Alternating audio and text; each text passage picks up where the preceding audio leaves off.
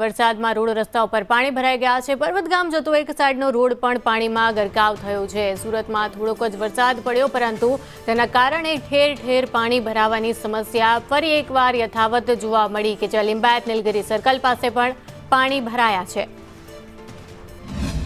સુરતમાં થોડાક જ વરસાદમાં શહેરમાં ફરી પાછી પાણી ભરાવાની સમસ્યા સર્જાઈ છે। શહેરના લિંબાયત વિસ્તારમાં આવેલ જે નીલગિરી ગ્રાઉન્ડ છે, નીલગિરી સર્કલ છે, ત્યાંથી પર્વતગામ સુધી જે રોડ છે, તે એક બાજુ રોડ છે તે આખો ને આખો 1 કિલોમીટરના અંતરમાં આપણે જોઈ શકાય છે। તે રોડ એક સાઈડનો પાણીમાં ગરકાવ થયેલો જોવાઈ રહ્યો છે।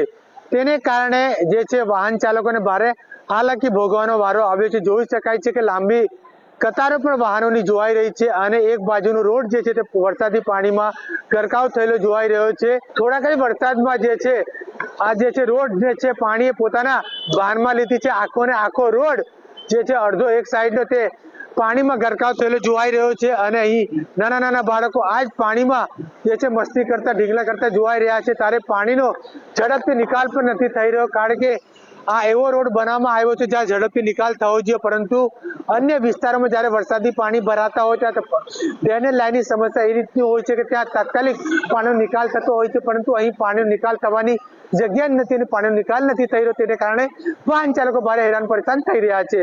કેમેરામેન ભૂષણ ચૌધરી સાથે